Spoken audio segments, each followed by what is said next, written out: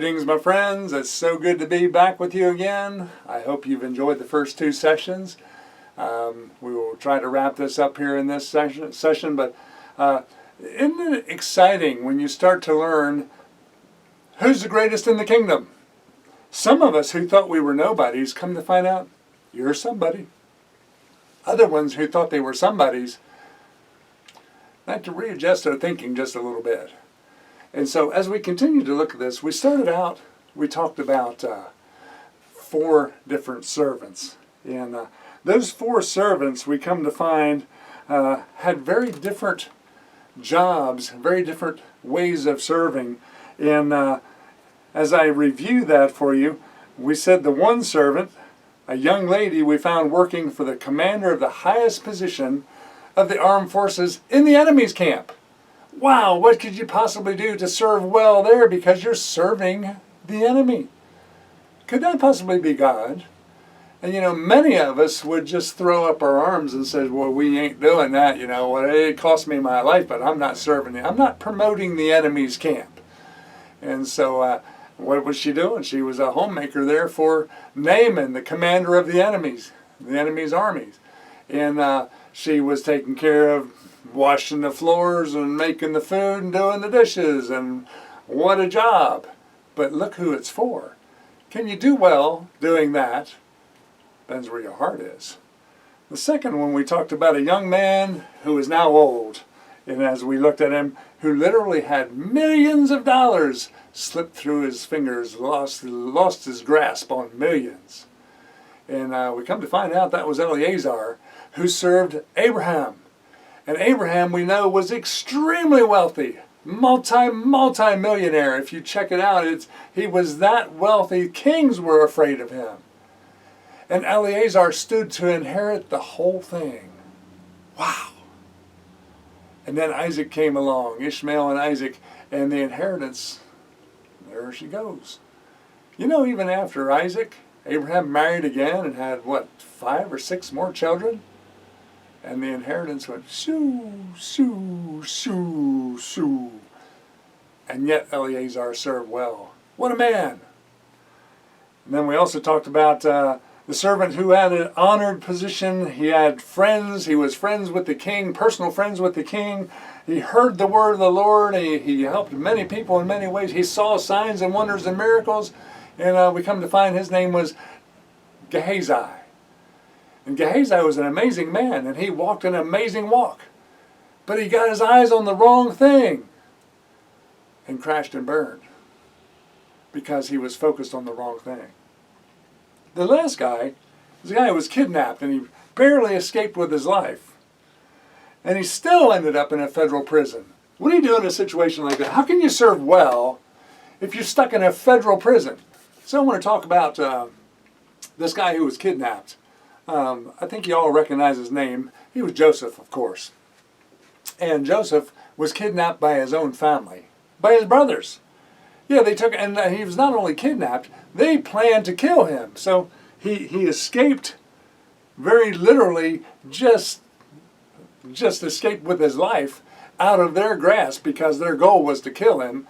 And the one brother, of course, was going to do something different. Then they decided, well, why don't we just sell him because we can get a little cash in on this thing. Why does money always get in on this thing? So many people who serve, it's about the money. Gehazi fell because of the money. I believe the huge challenge for Eleazar was the money. It's so many times the money is involved, and that's what gets people on the wrong track in serving and being a good servant. And so the brothers decided they could get a little money for Joseph, so they sold him into slavery. And of course we know Joseph, he had a dream. And his dream was, he's going to be great one day, and people are going to serve him and bow down to him. And he kind of shared that dream with a lot of enthusiasm, I believe, and that didn't go over so well.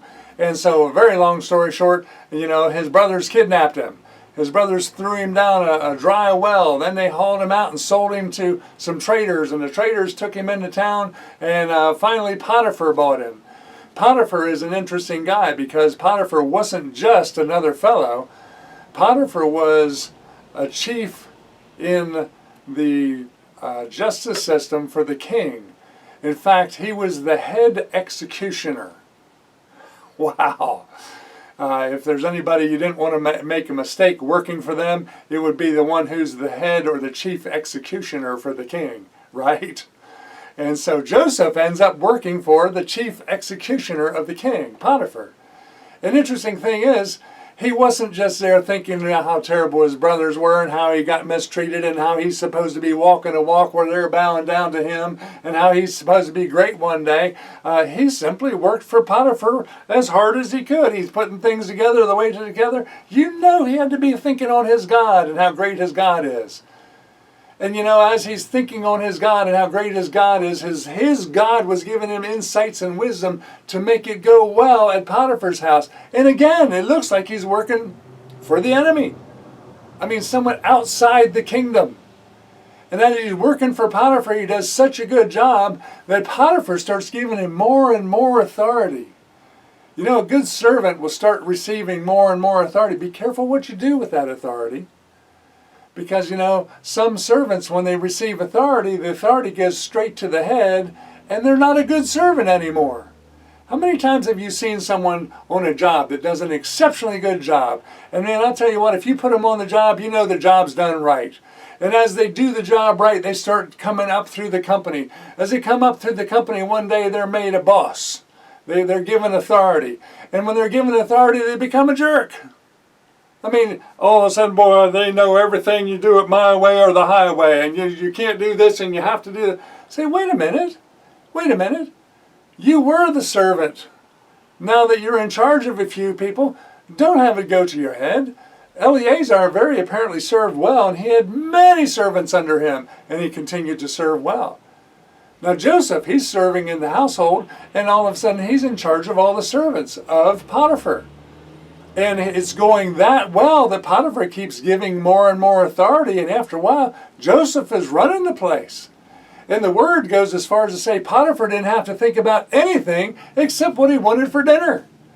that's somebody's taking care of you pretty well. If they're taking care of things so well, all you need to concern yourself is what's for dinner.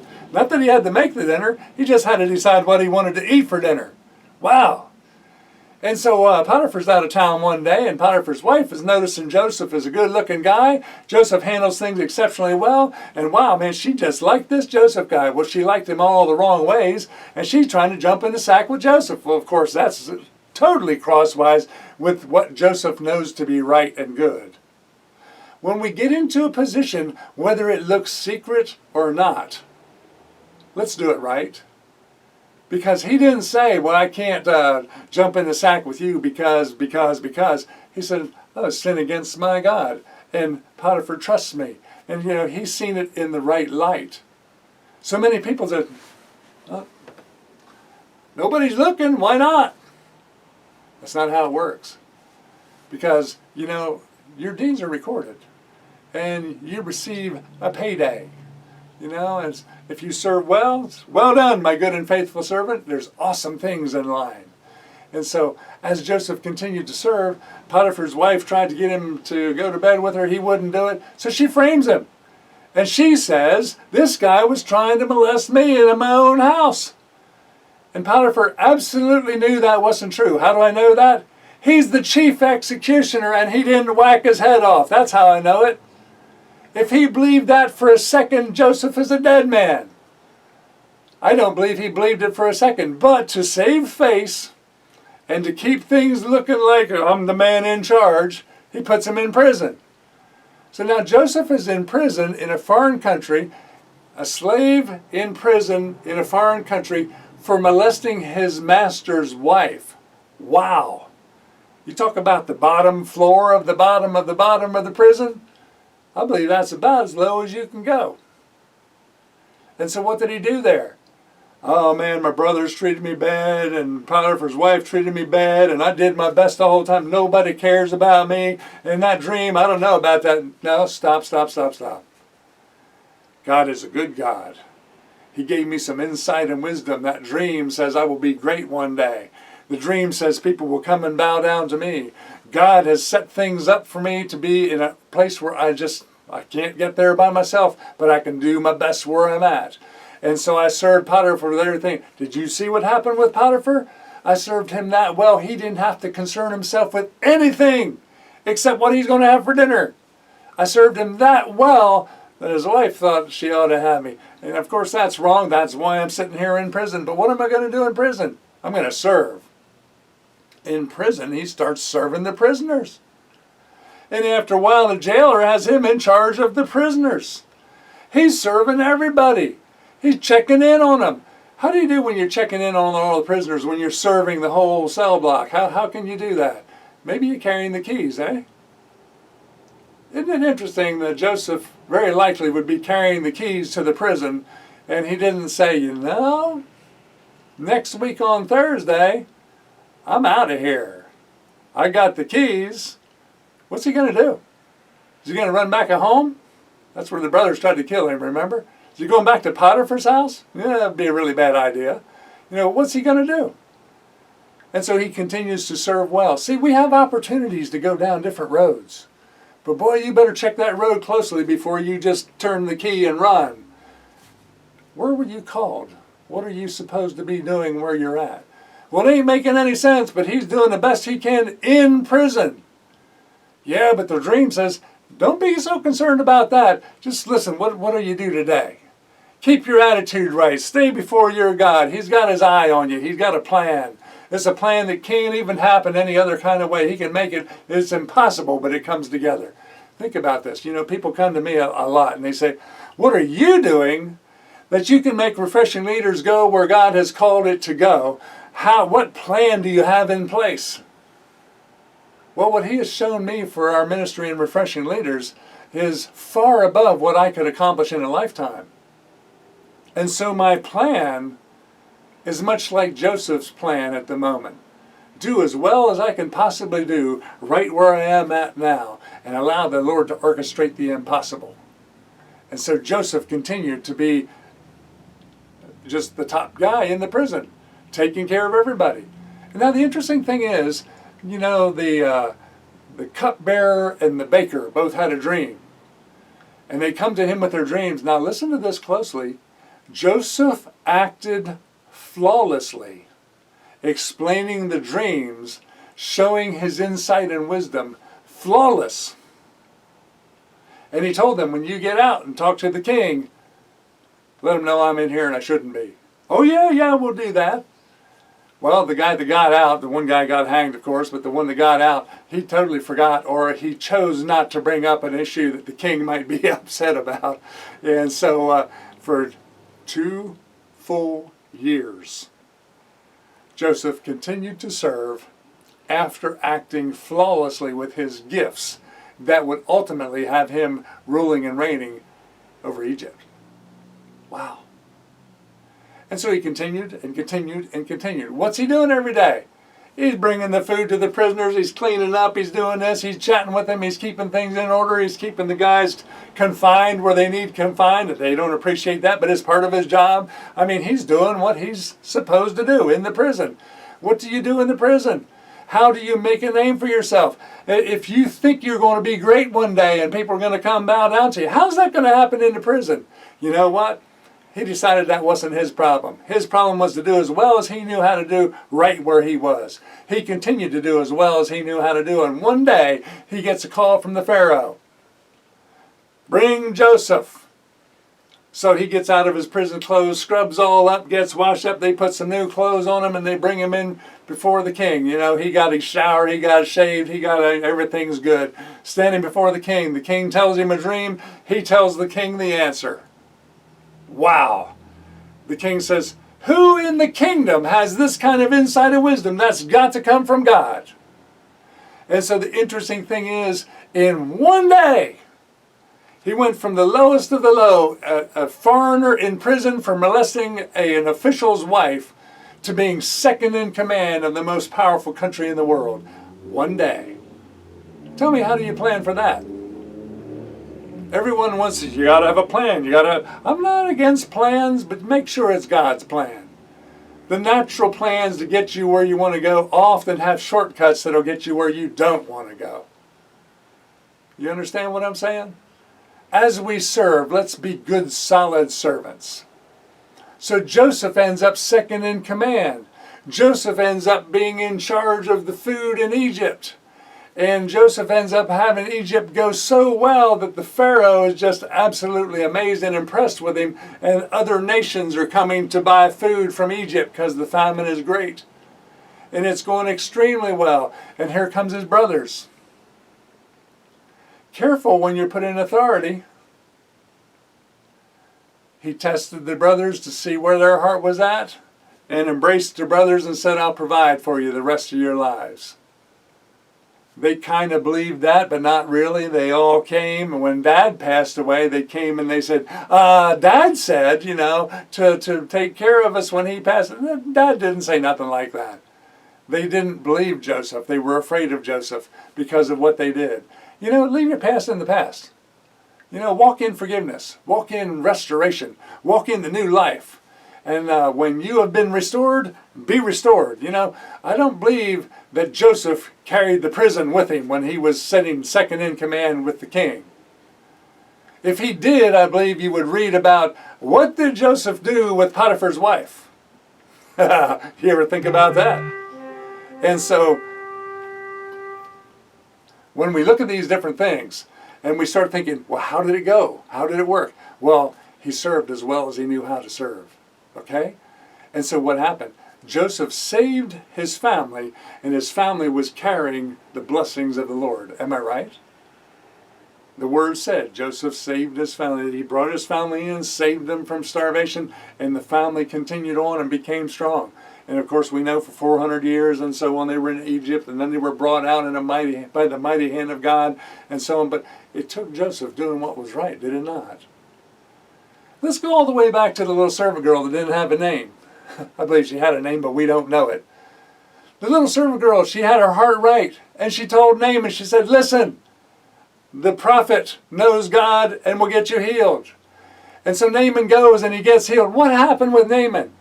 Naaman comes back and he says, there is one God and I'll sacrifice only to this God. He even brought some ground or some dirt back from Israel. He's going to sacrifice only on the ground of Israel. And he serves the King of Kings, the Lord of Glory. Listen to me. What do you think happened with the skirmishes between the Syrian army and Israel? You remember, that's how she ended up there. They came in, took over a little village, burned it down, killed the people, and took a few slaves. That's how she ended up there, right? So Syria was kind of, they were a little rough on Israel for a long time. Let me put it to you this way. That little servant girl, her actions and reactions and the way she acted and the way she stood before her God, I believe changed the nation. Why? Because the war was over. The commander-in-chief now served the same God. When you serve the same God, you don't go up beat up on the people where you ended up getting your healing from that would have killed you. How did she do it? She scrubbed the floor. She made the food. She washed the dishes. Next day she scrubbed the floor. She made the food. She washed the dishes. Next day, scrubbed the floor, made the food, washed it, and what happened? That little servant girl changed the nation. You know, if the Lord has his eye on that little servant girl so close that she can change a nation, between battles between commanders and kings, by that little servant girl with a right heart, what can he do with you? With a right heart, serving in a right way. Do you see what I'm saying? And now look at Gehazi. Gehazi had everything going for him. He saw the signs and wonders and miracles. He's a friend of the king. He's a personal helper for Elisha, the man of God. Everything indicates that he would be next in line to be the next man of God to take over where Elisha left off. And he gets his eyes on the wrong things. And with everything going for him, suddenly he takes a fall. He ends up with leprosy. Him and his household have the terrible scourge of leprosy, and they end up losing everything. Why? Because he couldn't quite see God working it out with what he saw as the enemy. He didn't see the big picture. The war is over. Why? Because the little servant girl did it right. He saw an enemy commander with great gifts, ready to give them out freely, headed for the border. Be careful how you see things, eh? We need to see things the way God sees things. Okay, and then we see Eleazar. Eleazar, seeing that he was to come into multiple millions, because he's the heir of a multiple millionaire. And he sees it slip away because a child is born. And yet he serves exceptionally well, known as the faithful servant of Abraham. Went and found the right wife for Isaac, and the rest is history, as they say. Joseph, everything stacked against him. His family trying to kill him. He ends up in a foreign country. He ends up working for what? The executioner, nonetheless. And he does a good job. So well, he's elevated to the top of that household. And then he has an opportunity to go down a wrong road. Careful with the wrong roads. They always show up. There's shortcuts all over the place, eh? The shortcuts are the wrong road. Yeah, so anyway, he doesn't take the shortcut. He takes the road to the prison. Yeah, it's a long, windy road in the bottom of the prison. A lot of hardships in the prison. I mean, you read about the prisons in that time, the king's prison. That wasn't a place you want anybody to have to be. And he endures, and he works flawlessly in his gifts. And the next thing you know, they forget about him for another 2 years. You know, a night or two in prison is a long time. For 2 years after he operated flawlessly in his gifts, they forgot about him. But after that 2 years was up, in one day, he became second in command of the most powerful country in the world. And ultimately saved his family, which was the chosen family by God, to carry the blessing which you and I walk in today. The blessing of Abraham.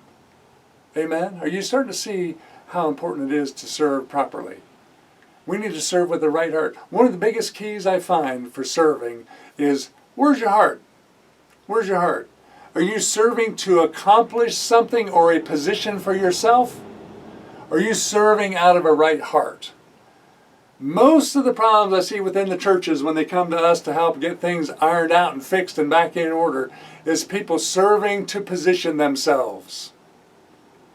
Most of the issues I run into when multiple churches come together and they try to do something corporate that they believe is a God thing is the big question, well, who's in charge? Who's the man? Well, you know, the man should be the one who is actually serving everyone. And people don't want to be that man. They want to be the man. Well, we already have the man. His name's Jesus. And he said, you know, be the servant of all. He's the one who washed the feet. He's the one who went to the cross for you and me. He's the one who served us. And when God came to Abraham, was he asking Abraham to serve him or him to serve Abraham? You know, Abraham wasn't asking him for a blessing. He was offering the blessing. So let's walk the road of a good, solid, honest servant. Let's keep in mind the powerful little servant girl who washed the dishes, cleaned the floor, made the food, and changed a nation. Amen? Let's think about the honorable servant who served Abraham, the carrier of the blessing, and was good and faithful servant, even though it appeared that millions of dollars slipped through his fingers. Let's keep an eye on Joseph, the one who looked like everything was stacked against him. And when your family does you in, that's rough. And what happened? He saved the family that did him in. I want to go back for a second to what I talked about in the very beginning. And just have a look at this one more time. The reasons people say they can't serve properly. They just don't appreciate my work. What was up with Joseph serving at Potiphar's house? Oh, they appreciated his work, but Mama just appreciated it a little too much. I just get no respect around here. How about Joseph back at home? No respect. How about I just can't serve here anymore because of the mistakes that they made? Did Eleazar watch Abraham make multiple mistakes? You know, Eleazar watched Abraham almost lose his wife 2 times. And then Eleazar watched Abraham take his son up on the mountain to sacrifice him. Hello, that's pretty wild stuff. Now think about this for Eleazar. One day Abraham gets up early in the morning because he had a dream and a vision before God. And if Eleazar finds out Abraham's going to have a son, and today we're all getting circumcised. Hello? You think Eleazar was excited about standing in line waiting on that to happen? He was a faithful servant. You don't always figure everything out when you're the servant. But if you're serving the King of Kings, the Lord of Glory, it will work in the right way. So Eleazar not only saw the millions slip through his fingers, so to say, but he also stood in line to be circumcised. That's some pretty rough stuff. And yet, he was a faithful servant. Amen? How about I just can't work for that guy because what he did in the past? There's a lot of people did a lot of things in the past, and if the Lord asks you to work for him, you make sure it's the Lord, but then you do your best for him. There's no way I can honor them after what they did to my family or my friends or my associates. How about the little servant girl? We don't know her name. What did Naaman do to her family and her friends and her village? Are you starting to see the picture? Well, I gave the guy the best years of my life, and with this turn of events, I just can't stay. How about Eleazar? Gave Abraham his life, basically, and suddenly he's not the heir anymore. This turn of events, how can someone stay? Do you know what he did to me? How about Joseph? Do you know what the family did to him? Just because you're working for the man of God and you're seeing signs and wonders and miracles, and you're seeing amazing things happen, just because all that thing looks like it's going in the right way, doesn't mean that you got it made and you can do what you want to do and now you can make it work for you. You know, the Lord said, I'll make it work for you. You make it work for the others. We can serve with both hands. We don't have to have one hand behind our back, to make sure it works for us and one hand to serve for other people. We need to serve with both hands. Serve with a whole heart. Walk in the light of the kingdom. And then you will be the greatest. Or one of the greatest in the kingdom. Amen? Who's the greatest in the kingdom? The one who serves. So serving is not a bad thing. It's not a bad word. I remember when I was teaching telecommunications, I taught a course of wooden pole climbing. So you're climbing the pole with the gaffs and so on. And when the guys aren't used to that, they're not used to standing on that little pointy gaff on the side of a pole 40 feet off the ground, they would get real concerned up there. And when they go to work on a piece of equipment, they would have their one hand on the pole and their one hand out there working. And they said, one hand for me, one hand for the company. And I said, no, that's not even safe. You get your feet planted where they belong, your belt where it's supposed to be, you get 2 hands for the company. It's the same when we're serving the King of Kings. You get 2 hands in there serving the King because He's got you covered. He's got you in a safe place. And He can do in a day what you could never accomplish with your plans and your purposes. Ask Joseph. Amen? I appreciate you being with me for these couple of sessions on who's the greatest. And I pray that you will be great in the kingdom as you serve well with a good heart and a right attitude. Amen. Thank you.